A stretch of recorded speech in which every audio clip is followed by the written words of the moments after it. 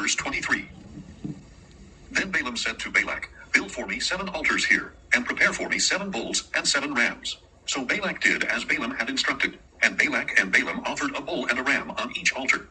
"Stay here by your burnt offering while I am gone," Balaam said to Balak. "Perhaps the Lord will meet with me, and whatever he reveals to me, I will tell you." So Balaam went off to a barren height, and God met with him. "I have set up 7 altars," Balaam said, "and on each altar I have offered a bull and a ram."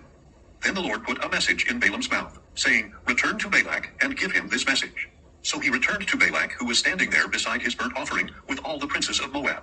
And Balaam lifted up an oracle, saying, "Balak brought me from Aram, the king of Moab, from the mountains of the east.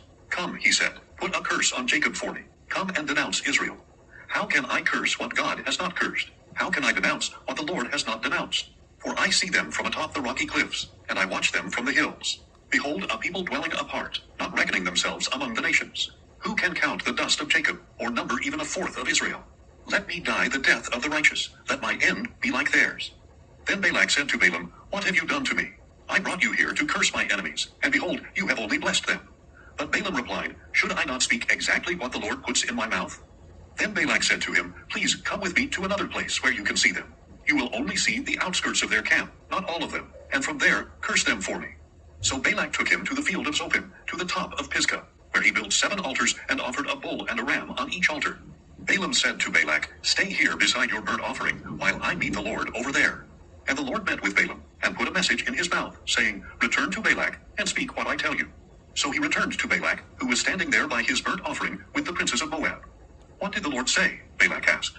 Then Balaam lifted up an oracle, saying, "Arise, O Balak, and listen. Give ear to me, O son of Zippor. God is not a man that he should lie, or a son of man that he should change his mind. Does he speak and not act? Does he promise and not fulfill? I have indeed received a command to bless. He has blessed, and I cannot change it. He considers no disaster for Jacob. He sees no trouble for Israel. The Lord their God is with them, and the shout of the king is among them. God brought them out of Egypt with strength like a wild ox. For there is no spell against Jacob, and no divination against Israel. It will now be said of Jacob and Israel, what great things God has done. Behold, the people rise like a lioness. They rouse themselves like a lion, not resting until they devour their prey, and drink the blood of the slain." Now Balak said to Balaam, "Then neither curse them at all, nor bless them at all." But Balaam replied, "Did I not tell you that whatever the Lord says, I must do?" "Please come," said Balak, "I will take you to another place. Perhaps it will please God that you curse them for me from there." And Balak took Balaam to the top of Peor, which overlooks the wasteland. Then Balaam said, "Build for me 7 altars here, and prepare for me 7 bulls and 7 rams." So Balak did as Balaam had instructed, and he offered a bull and a ram on each altar.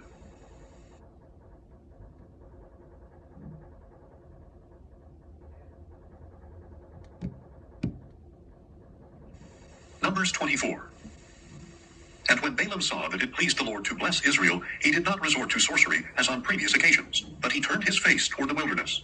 When Balaam looked up and saw Israel encamped tribe by tribe, the Spirit of God came upon him, and he lifted up an oracle, saying, "This is the prophecy of Balaam, son of Beor, the prophecy of a man whose eyes are open, the prophecy of one who hears the words of God, who sees a vision from the Almighty, who bows down with eyes wide open. How lovely are your tents, O Jacob, your dwellings, O Israel. They spread out like palm groves, like gardens beside a stream, like aloes the Lord has planted, like cedars beside the waters. Water will flow from his buckets, and his seed will have abundant water. His king will be greater than Agag, and his kingdom will be exalted. God brought him out of Egypt with strength like a wild ox, to devour hostile nations and crush their bones, to pierce them with arrows. He crouches, he lies down like a lion, like a lioness, who dares to rouse him? Blessed are those who bless you, and cursed are those who curse you." Then Balak's anger burned against Balaam, and he struck his hands together and said to Balaam, "I summoned you to curse my enemies, but behold, you have persisted in blessing them these 3 times. Therefore, flee at once to your home. I said I would richly reward you, but instead the Lord has denied your reward." Balaam answered Balak, "Did I not already tell the messengers you sent me, that even if Balak were to give me his house full of silver and gold, I could not do anything of my own accord, good or bad, to go beyond the command of the Lord? I will speak whatever the Lord says. Now I am going back to my people. But come, let me warn you what this people will do to your people in the days to come." Then Balaam lifted up an oracle, saying, "This is the prophecy of Balaam son of Beor, the prophecy of a man whose eyes are open, the prophecy of one who hears the words of God, who has knowledge from the Most High, who sees a vision from the Almighty, who bows down with eyes wide open. I see him, but not now. I behold him, but not near. A star will come forth from Jacob, and a scepter will arise from Israel. He will crush the skulls of Moab, and strike down all the sons of Sheph. Edom will become a possession, as will Seir his enemy. But Israel will perform with valor. A ruler will come from Jacob, and destroy the survivors of the city. Then Balaam saw Amalek, and lifted up an oracle, saying, Amalek was first among the nations, but his end is destruction.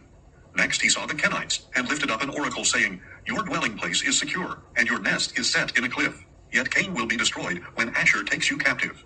Once more Balaam lifted up an oracle, saying, who can live unless God has ordained it? Ships will come from the coasts of Cyprus. They will subdue Asher and Eber, but they too will perish forever. Then Balaam arose and returned to his homeland, and Balak also went on his way. Numbers 25. While Israel was staying in Shittim, the men began to indulge in sexual immorality with the daughters of Moab, who also invited them to the sacrifices for their gods. And the people ate and bowed down to these gods. So Israel joined in worshipping Baal of Peor, and the anger of the Lord burned against them. Then the Lord said to Moses, Take all the leaders of the people, and execute them in broad daylight before the Lord, so that his fierce anger may turn away from Israel. So Moses told the judges of Israel, Each of you must kill all of his men who have joined in worshipping Baal of Peor. Just then an Israelite man brought to his family a Midianite woman in the sight of Moses and the whole congregation of Israel, while they were weeping at the entrance to the tent of meeting. On seeing this, Phinehas, son of Eleazar, the son of Aaron the priest, got up from the assembly, took a spear in his hand, followed the Israelite into his tent, and drove the spear through both of them, through the Israelite and on through the belly of the woman. So the plague against the Israelites was halted, but those who died in the plague numbered 24,000. Then the Lord said to Moses, Phinehas, son of Eleazar, the son of Aaron the priest, has turned my wrath away from the Israelites, for he was zealous for my sake among them, so that I did not consume the Israelites in my zeal. Declare therefore that I am granting him my covenant of peace. It will be a covenant of permanent priesthood for him and his descendants, because he was zealous for his God, and made atonement for the Israelites. The name of the Israelite who was slain with the Midianite woman was Zimri, son of Salu, the leader of a Simeonite family. And the name of the slain Midianite woman was Cozbi, the daughter of Zur, a tribal chief of a Midianite family. And the Lord said to Moses, Attack the Midianites and strike them dead, for they assailed you deceitfully when they seduced you in the matter of Peor and their sister Cozbi, the daughter of the Midianite leader, the woman who was killed on the day the plague came because of Peor.